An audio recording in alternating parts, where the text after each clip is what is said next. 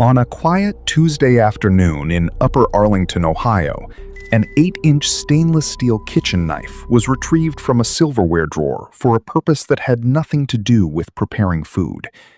At 2:38 p.m., emergency dispatch logged a hang-up call originating from a 2-story home on Fishinger Road. When law enforcement crossed the threshold, they did not find a botched home invasion or an untraceable intruder. They found 76-year-old James Stephen Hill sitting on the floor with a self-inflicted chest wound, steps away from his 64-year-old wife, Mary Kathleen Hill, who lay dead beside her desk. The physical evidence pointed to a sudden, fatal assault, but the investigative trail did not begin in that quiet residential hallway. It began inside an encrypted chat file, driven by a $15,000 digital extortion demand that transformed a retired college music teacher into an active target of his own secret life.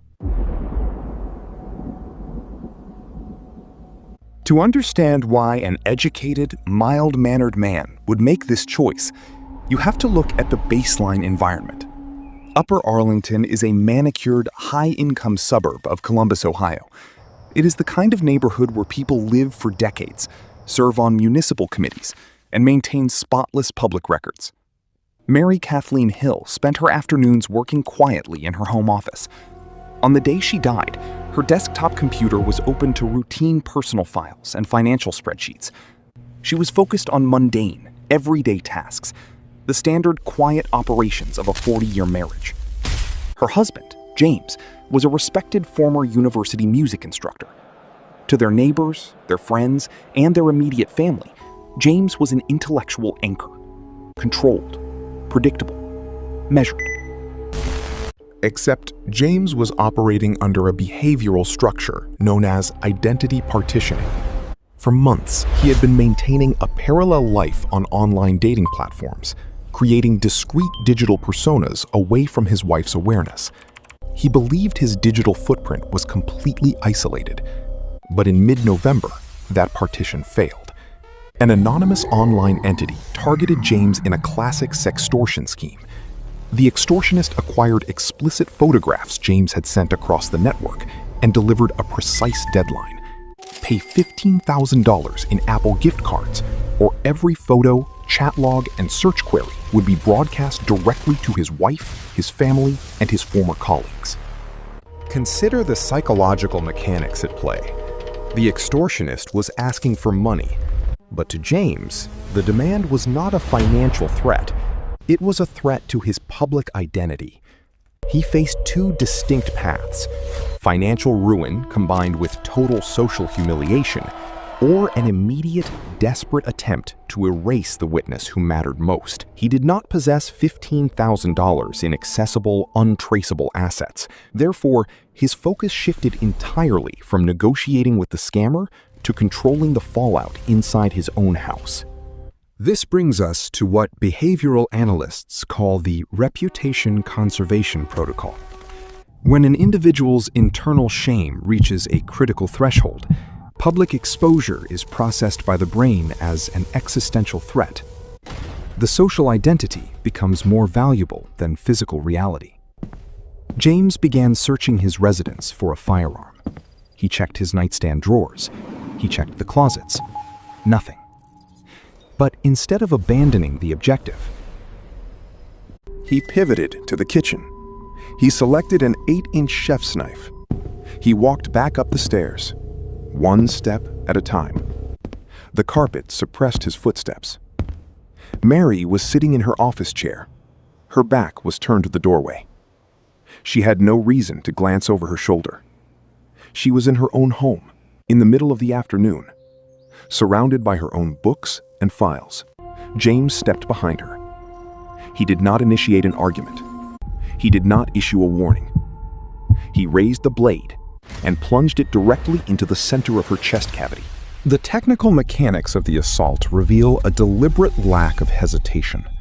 Forensic examination later noted a single, deep penetration line. No defensive wounds on Mary's hands or forearms. No sign of a struggle across the desk surface. She never saw the threat coming. While her monitor was actively rendering an open browser window, Her husband was executing a physical wipe of his marriage.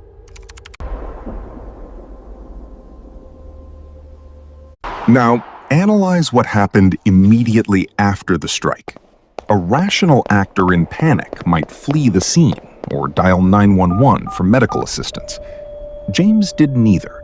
Instead, he initiated a digital and physical cleanup protocol. He walked over to his laptop. His hands, still stained with evidence, operated the trackpad. He logged into his browser settings, opened the history subdirectory, and executed a complete cache wipe. He deleted the chat applications. He removed the temporary image files. Actually, let me rephrase that. He performed what he believed was a total wipe. He selected the files, moved them to the trash bin, and emptied it. But here is the technical discrepancy. Modern solid-state drives do not instantly overwrite data simply because a user clicks delete. The operating system merely marks those index sectors as unallocated space. The raw binary data remains intact on the flash memory chips until new data actively writes over it. While James thought he was erasing his secret life, the raw storage sectors were quietly preserving every byte of the extortion chats, every photo header, and every network packet timestamp. With the digital cleanup partially completed, James turned to the physical scene. He needed a narrative that accounted for his wife's death while shielding him from prosecution. He took the same 8-inch knife and pressed the point into his own chest. This is a classic forensic pattern known as asymmetry staging. When a suspect attempts to fake a double attack or a violent break-in, the self-inflicted injuries almost always exhibit measurable deviations from the victim's injuries.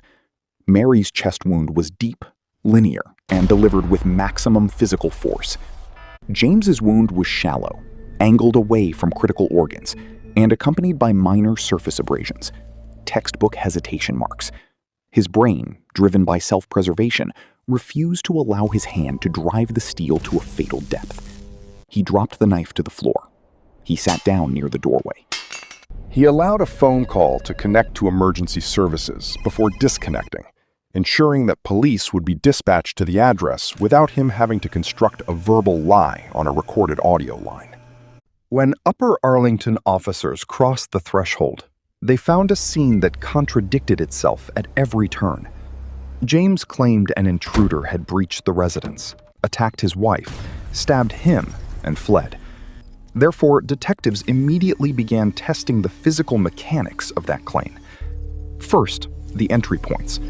Every window was locked from the inside.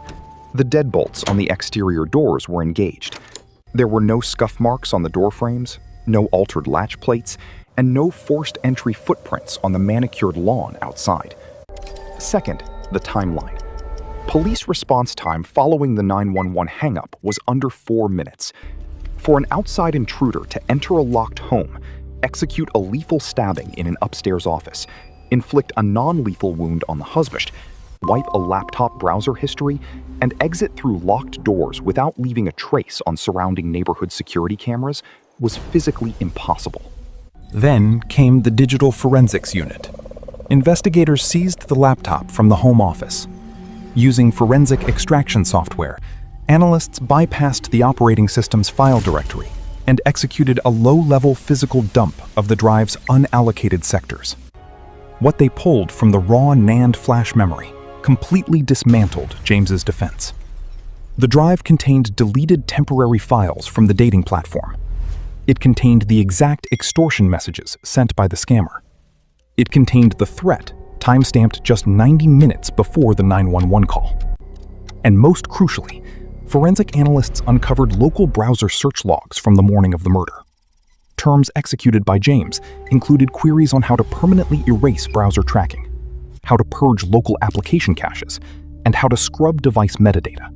The sequence was clear. James was not the survivor of a home invasion. He was an individual who found himself backed into a corner by a digital predator, and rather than face the personal embarrassment of his own actions, he calculated that his wife's life was an acceptable cost to protect his public image. The psychological profile here is alarming, because of its utter rationality within a broken framework. James Stephen Hill did not snap in a fit of sudden, unmanageable rage. He evaluated his choices using a cold, transactional logic. Option A was total social ruin, public disgrace, and the collapse of his reputation in his 76th year. Option B was the eliminate and cover-up protocol. He selected option B, trusting that his intellectual background and basic computer knowledge would allow him to outsmart a standard homicide investigation. He was wrong. He understood how to clear a browser history tab, but he did not understand low-level drive architecture. He understood how to hold a knife, but he did not understand the biomechanical signature of a self-inflicted hesitation wound. When stripped to its core, the tragedy of Mary Kathleen Hill lies in the absolute asymmetry of trust. She was sitting in her own home office, managing the peaceful details of her daily life, completely unaware that the man she had lived with for decades was calculating her survival value against an Apple gift card scam. In the end, human technology changes, but the mechanics of human deception remain remarkably consistent. When self-preservation is detached from empathy, the most dangerous element in a quiet suburban home is not an uninvited stranger breaking through the front door. It is the person standing silently behind your chair.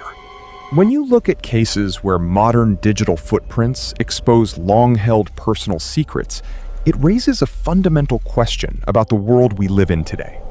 How well can we ever truly know the private digital lives of the people sitting in the very same room with us? Leave your thoughts in the comments below.